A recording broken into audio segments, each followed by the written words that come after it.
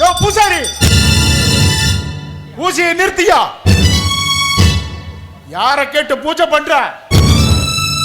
நான் இங்க ஒருத்தர் இருக்கிறது தெரியலையா? வேதநாயகம், ஆவேதநாயகம், எதுக்கு பூஜை நிறுத்தி சொல்றீங்க? பூஜை நல்லபடியா நடக்கட்டும். எதுவா இருந்தாலும் ஆறாம் மரம் உட்காந்து பேசிக்கிட்டுக்கலாம். யோ நரசிவம், உனக்கு இந்த கோயில்ல என்ன உரிமை இருக்குதோ அதே உரிமை எனக்கு இருக்குது.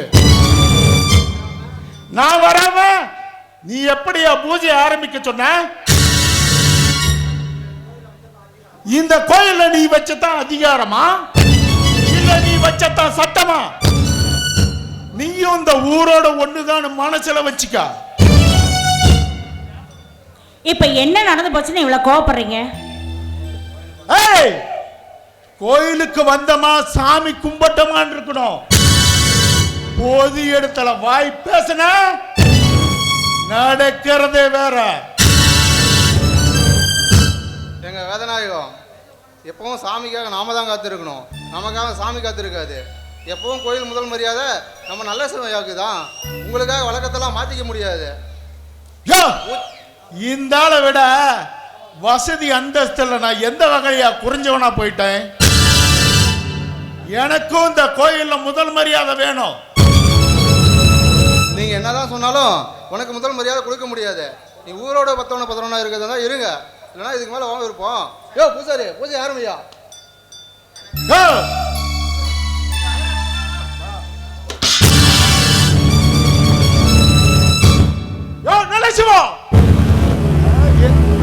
எனக்கு கிடைக்காத முதல் மரியாதை உனக்கு நான் கிடைக்க விட மாட்டேன்.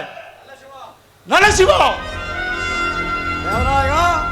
வீணா பிரச்சனை பண்ணாத, சட்டை விட்டு கையறாங்க.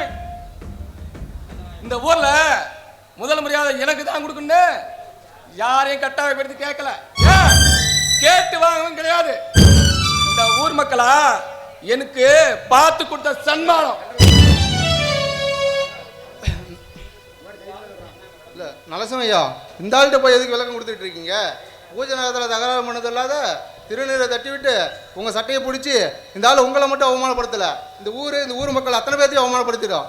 இதுக்காக இந்த ஊர் நாட்டம் பொறுப்பு இருக்கிற நீங்க ஏதாவது தண்டனை கொடுத்தாதான் இவனை மாதிரி மற்றவங்களுக்கு ஒரு பாடமா அமையும். சரிங்க, சரி.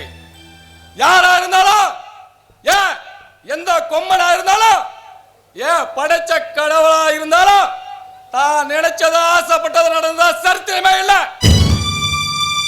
இந்த ஊர்ல இனிமேல் இதுமாரி தப்பு நடக்காம இருக்குன்னா இந்த வேதநாயகன் செஞ்ச தப்புக்காக இவனை ஊரை விட்டு 10 வருஷம் தள்ளி வைக்கிறேன். இதுதான் இந்த நாட்டை மேல தீர்ப்பு. யோ நரசிவம், என்னையே இந்த ஊரை விட்டு தள்ளி வைக்கிறியா? இந்த வேதநாயகம் ஒரு நல்ல பாம்புன்னு தெரியாம என்னையே சீண்டிட்டல, ஒன்னு நான் சும்மா விட மாட்டேயா? போடா. நரசிவம், என்ன ஊரை விட்டு தள்ளி வச்சதுக்காக உன் பொண்டாட்டி புள்ளைங்க உன் சொத்து பத்து அனைத்தையும் இழைச்ச வச்சு உன்னை நடு ரோட்டல சோத்துக்கு பிச்சை எடுக்க வைக்கல. என் பேரு வேதநாயகம் இல்லடா. நீ அலறதுக்குனே பிறந்தவன், உன்னை நான் அல வைக்கிறதுக்குனே பிறந்தவன்டா. நான் வரேன்டா. பூசாரி யாராவது பரிவட்டத்தை கட்டி விடுங்க நாட்டாமைக்கு.